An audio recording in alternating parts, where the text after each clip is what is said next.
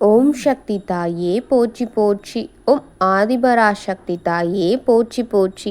என் அன்பு குழந்தையே, இந்த மங்களகரமான தினத்தில் உனது பிரச்சனைகளை எல்லாம் தீர்த்து நீ கேட்ட வரங்களை உனக்கு அள்ளி கொடுக்க உன் தாய் ஆதிபராசக்தி வந்திருக்கின்றேன்.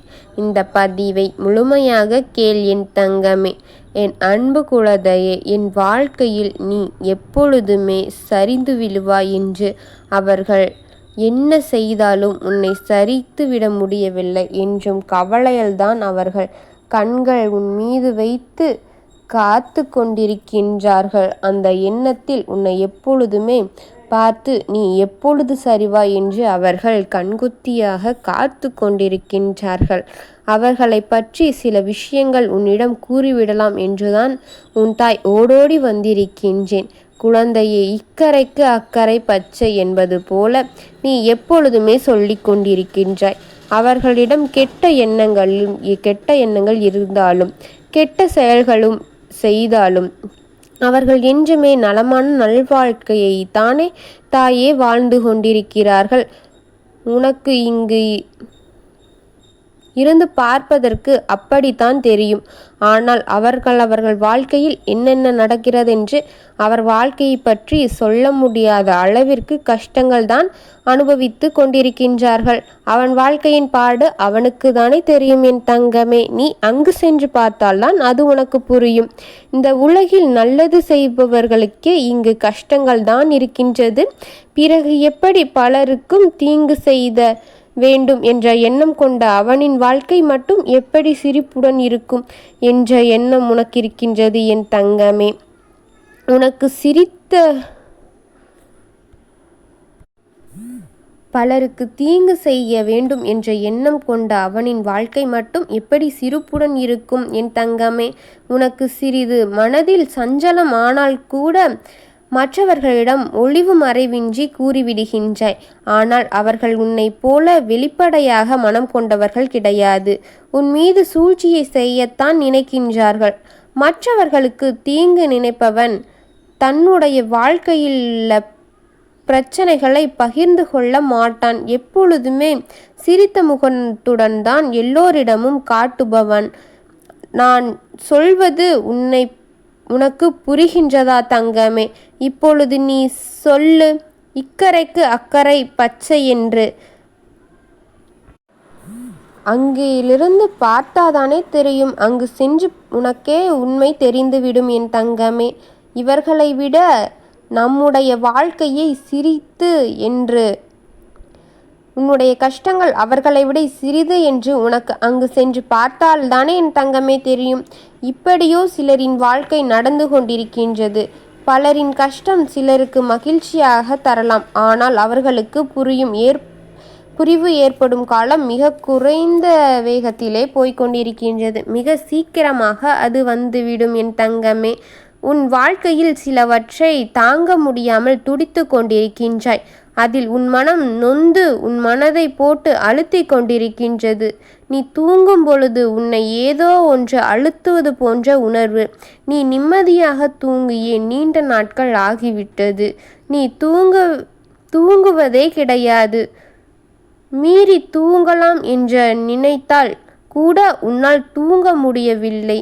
சரியான தூக்கம் இல்லாமல் உன் உடல்நிலை சரியில்லாமல் போகிவிடும் என்று காரணத்தில் உன் மனதில் இருப்பதனால் தூங்கிவிடலாம் என்று நீ நினைத்தால் கூட கனவில் கெட்ட விஷயங்களும் மிக பயங்கரமான செயல்களும் உன் கனவில் தோன்றி உன்னை தூங்க விடாமல் தவிக்க விடுகின்றது. யாரோ உன் மீது அமர்ந்து உன்னை அழுத்துவது போன்ற ஒரு உணர்வு உனக்கும். ஆனால் அந்த எண்ணங்களால் தூக்கம் இல்லாமல் போய்விட்டது. எனக்கு நிம்மதியான வாழ்க்கை இல்லாமல் போய்விட்டதே. நான் ஒன்று நினைத்தால், ஒரு காரியத்தை தொடங்கினால் அது வேறொரு விஷயமாக போய்விடுகின்றதே. அதை ஒதுக்கிவிடவும் முடியாமல், அதை தொடர்ந்து செய்ய மனம் இல்லாமல் நான் இப்பொழுது என்ன செய்வேனோ என்று நினைத்து நீ நிற்கின்றாய் என் தங்கமே. நீ என்னதான் பாடுபட்டாலும் இல்லை, கஷ்டப்பட்டாலும் இல்லை, உனக்கு மன அழுத்தம் போன்ற இருந்தாலும் கூட வெளியிலிருந்து பார்ப்பவர்களுக்கு இவர்களுக்கு என்ன என்ற எண்ணம் அவர்களின் மனதில் ஓடிக்கொண்டிருக்கும். அவர்கள் உன்னை பற்றி அப்படித்தான் பேசிக்கொண்டிருக்கிறார்கள். நீ சிறிது கடுகு அளவு கூட உயர்ந்துவிடக்கூடாது என்பதே அவர்களின் எண்ணம். உன் குடும்பத்தில் சந்தோஷம் நிலவிவிடக்கூடாது. பொறாமையில் அவர்கள் வெந்து கொண்டிருக்கின்றார்கள். உன் வாழ்க்கையில் வறுமையும் வேதனையும் நோயும் என்று அனைத்துமே உன் வாழ்க்கையில் வாழ்நாள் முழுவதும் உன்னை சீரழிக்க வேண்டும் என்பது அவர்களின் எண்ணமாக இருக்கின்றது. சண்டை சச்சரவு பிரிவு என்று உன் வாழ்க்கை சீரழிந்து விட வேண்டும் என்பதும் அவர்கள் பெரும்பாலும் உன் வாழ்க்கையை உன்னை நடுத்தெருவில் நிற்க வைத்து பைத்தியக்காரியைப் போல் திரிய வைப்பதே அவர்களின் எண்ணமாக இருந்து கொண்டிருக்கின்றது. அவர்கள் இந்த முடிவை எடுத்து அதற்காக செயல்பட்டு கொண்டிருக்கிறார்கள். என் தங்கமே, என் அன்பு பிள்ளையே, கல் எண்ணெய் இதை இரண்டையும் நீ பத்திரமாக உன்னை விட்டு ஒதுக்கி வைத்துக்கொள். இதிடமிருந்து நீ பத்திரமாக இரு என் தங்கமே. ஒரு சிறிய கல்தான் என்று கடந்து விடுவாய். அந்த கல்லின் மூலமாக உனக்கு ஒரு ஆபத்து காத்து கொண்டிருக்கிறது. பிறகு அதிலிருந்து நீ பத்திரமாக இருந்து கொள். எண்ணெயின் மூலமாக ஒரு காயம் ஏற்பட வேண்டும் என்று அவர்கள் உனக்கு செய்திருக்கிறார்கள். ஆனால் நீ கொஞ்சம் எச்சரிக்கையாக ஜாக்கிரதையாகவும் இருந்து கொள் என் தங்கமே.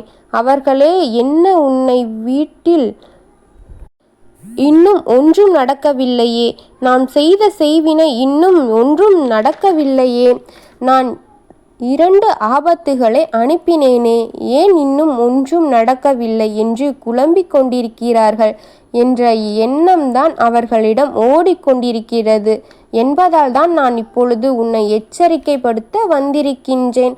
அது 2இடமிருந்து நீ பத்திரமாக இருந்து கொள். அது 2இன் மூலமாக உனக்கு ஆபத்து வரும் என்று அவர் கண்ணில் விளக்கெண்ணெய் ஊற்றி பார்த்து கொண்டிருக்கிறார்கள். நீ சற்று கவனமாக இரு என் தங்கமே. கல் எண்ணெய் இதில் இருந்து பத்திரமாக இருந்து கொள்.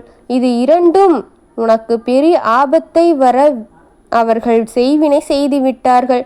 நீ அதிலிருந்து சற்று பத்திரமாக இரு என் தங்கமே. நீ விரும்பிய சந்தோஷமான வாழ்க்கையை உன்னிடம் ஒப்படைக்காமல் நான் கண்மூடி உறங்கவே போவதில்லை. அது உன் தாயின் சத்தியமாகும். இதுபோல ஆபத்துகளை இருந்து உன்னை காப்பதுதான் என்னுடைய கடமையாக நான் நினைக்கின்றேன். உன் துணையாக நான் இருப்பேன். எதிரிகள் எல்லாம் உன்னை பார்த்து அச்சப்பட்டு ஓட வேண்டும் என்பதே என்னுடைய எண்ணம். உனக்கு செய்வினை செய்ய நினைக்கும் எவராலும் இனி கண்மூடி உறங்க முடியாத அளவிற்கு நான் செய்து விடுகிறேன். நீ எல்லா கஷ்டங்களையும் ஒதுக்கிவிட்டு நீ நிம்மதியாக கவனமாகவும் இரு என் தங்கமே. நான் சொல்வதை நீ அலட்சியமாக நினைக்காமல் விளைவுகளை புரிந்து கொண்டு நீ சற்று எச்சரிக்கையுடன் இருந்து கொள் என் தங்கமே. நான் சொல்வதை சற்று யோசித்து நீ செயல்படு என் தங்கமே. உன் தாயின் இது உத்தரவு என் தங்கமே.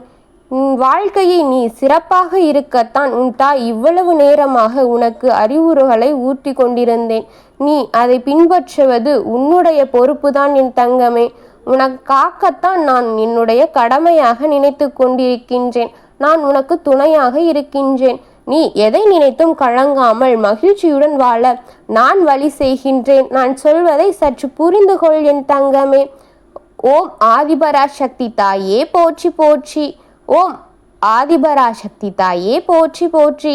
வாழ்க வளமுடன்.